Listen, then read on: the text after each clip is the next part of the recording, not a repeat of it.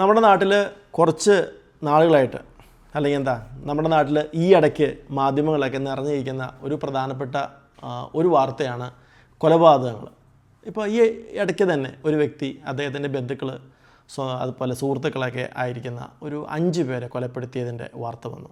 അതുപോലെ കുറച്ച് നാൾ മുമ്പാണ് വേറെ ഒരു പയ്യൻ കുറേ പേരെ സ്വന്തം കുടുംബത്തിലുള്ളവരെ കൊലപ്പെടുത്തിയത്. ഇങ്ങനെ കൊലപാതകങ്ങളുടെ കഥകൾ വരുമ്പോൾ, വാർത്തകൾ വരുമ്പോൾ പൊതുവെ ആൾക്കാർ, മാധ്യമങ്ങളൊക്കെ മനഃശാസ്ത്രജ്ഞരെ അപ്രോച്ച് ചെയ്യാറുണ്ട്. അതിൽ പലപ്പോഴും ചാനൽ ചർച്ചയിൽ സൈക്കോളജിസ്റ്റൊക്കെ പങ്കെടുക്കും. ഉടനെ തന്നെ ഇതിൻ്റെ കാരണം എന്താണ്, ഇതിൻ്റെ പിന്നിൽ എന്തെങ്കിലും മാനസിക രോഗങ്ങളുണ്ടോ, എന്തൊക്കെ മാനസിക പ്രശ്നങ്ങളാണ് ഈ കൊലപാതകങ്ങളുടെ പിന്നിൽ എന്നൊക്കെ ചർച്ച ചെയ്യുന്ന ഒരു പ്രവണത വളരെ കൂടുതലാണ്. അപ്പോൾ ഇവിടെ വരുന്നൊരു പ്രശ്നം ഇതാണ്, ഈ കൊലപാതകങ്ങളും മാനസിക രോഗങ്ങളും തമ്മിൽ ബന്ധമുണ്ടോ? സത്യത്തിൽ കൊലപാതകവും മാനസിക രോഗങ്ങളും തമ്മിൽ ബന്ധമില്ല. ഈ കൊലപാതകം എന്ന് പറയുന്നത് അതൊരു ക്രൈമാണ്, കുറ്റകൃത്യമാണ്.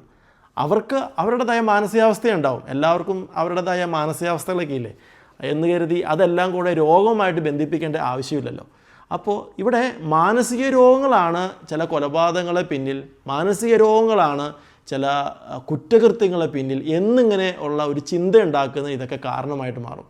സത്യത്തിൽ അത് മാനസിക രോഗങ്ങൾ അനുഭവിക്കുന്ന വ്യക്തികളോടുള്ള ഒരു ഭയം ജനറേറ്റ് ചെയ്യാൻ വേണ്ടി അത് ഇടയാക്കും എന്നല്ലാതെ അതിന് സത്യത്തിൽ കുറ്റകൃത്യങ്ങൾക്ക് മാനസിക രോഗങ്ങളുമായിട്ട് ബന്ധമില്ല. ഒന്നാമത് ഒരു വ്യക്തി അവരുടെ മാനസിക രോഗം കൊണ്ട് ചെയ്യുന്നത് കുറ്റകൃത്യമല്ല, അത് അവരുടെ അവസ്ഥ കൊണ്ട് അവരറിയാതെ അവരൊട്ടും അവരുടെ സുബോധമില്ലാത്ത അവസ്ഥയിൽ നിന്ന് ചെയ്യുന്ന അതിൽ തന്നെ അത് കുറ്റകൃത്യമല്ല.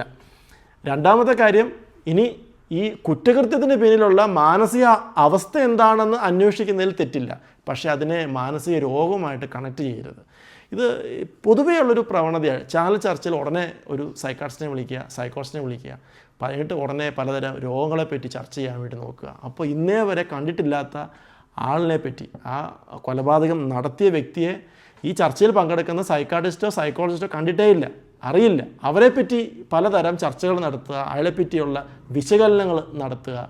ഇത് കേൾക്കുന്നവർക്ക് ചിലപ്പം അതുമായിട്ട് ആ വ്യക്തിയായിട്ട് കണക്ട് ചെയ്യാൻ വേണ്ടി തോന്നുക. ഇതൊക്കെ അനാവശ്യമായ പ്രവണതകളാണ്. അപ്പോൾ നമ്മൾ മനസ്സിലാക്കേണ്ട കാര്യം, കൊലപാതകം വേറെ, അത് കുറ്റകൃത്യമാണ് അതിൻ്റെ പിന്നിലുള്ളത്. അതുപോലെ തന്നെ ഒരു കാരണവശാലും അതിനെ നമ്മൾ ലഘൂകരിക്കരുത്. മാനസിക രോഗം എന്ന് പറയുന്ന അവസ്ഥ തികച്ചും വ്യത്യസ്തമായ കാര്യമാണ്. അതിനെ നമ്മൾ മാനസിക രോഗങ്ങളുമായിട്ട് കുറ്റകൃത്യങ്ങളെ ബന്ധപ്പെടുത്താൻ വേണ്ടി പോയിട്ടുണ്ടെങ്കിൽ തീർച്ചയായിട്ടും കുറ്റകൃത്യങ്ങളെ ലഘൂകരിക്കുന്ന ഒരു അവസ്ഥയായിരിക്കും. ഈ കുറ്റകൃത്യത്തെ മാനസിക രോഗമായിട്ട് കണക്ട് ചെയ്യുമ്പം എന്താ സംഭവിക്കുകയെന്ന് വെച്ചാൽ, ഈ കുറ്റകൃത്യം ചെയ്ത വ്യക്തിയുടെ പ്രവൃത്തിയെ ലഘൂകരിക്കുന്ന ഒരു അവസ്ഥയിലേക്കാണ് എത്തുന്നത്. എന്ന് പറഞ്ഞാൽ, ഞാൻ മുമ്പ് പറഞ്ഞല്ലോ, മാനസിക രോഗം മൂലമാണ് ഒരാൾ കുറ്റകൃത്യം ചെയ്യുന്നതെങ്കിൽ അവരുടെ അറിവോ സമ്മതമോ അവരുടെ ചിന്തകൾ പോലും അതിനകത്ത് ഇല്ല. കാരണം അവർ സുബോധത്തോടെ അല്ല ചെയ്യുന്നത്, അതുകൊണ്ട് അത് കുറ്റകൃത്യമേ അല്ല. തീർച്ചയായും അവർക്ക് ശിക്ഷാ നടപടികൾ എടുക്കാൻ അവരുടെ മേൽ പറ്റില്ല, രോഗം കൊണ്ടാണെങ്കിൽ. അതുകൊണ്ട് ഈ കുറ്റകൃത്യം ചെയ്ത വ്യക്തിയുടെ മേൽ മാനസിക രോഗം ആരോപിക്കുന്നത് അവരെ രക്ഷിക്കാനുള്ള ഒരു ശ്രമത്തിൻ്റെ ഭാഗമായിട്ട് പോലും നമുക്ക് വ്യാഖ്യാനിക്കാൻ വേണ്ടി സാധിക്കും. അതുകൊണ്ട് അതിനെ ലഘൂകരിക്കുന്ന കാര്യമാണ്. രണ്ടാമത്തത്, മാനസിക രോഗം അനുഭവിക്കുന്നവരെ പറ്റിയുള്ള അനാവശ്യമായ ഭയം ഇതുമൂലം ഉണ്ടാക്കും. അതുകൊണ്ട് കുറ്റകൃത്യം വേറെയാണ്, മാനസിക രോഗം വേറെയാണ്. അതിനെ തമ്മിൽ കണക്ട് ചെയ്യിക്കരുത്. അത് തമ്മിൽ യാതൊരു ബന്ധവുമില്ല.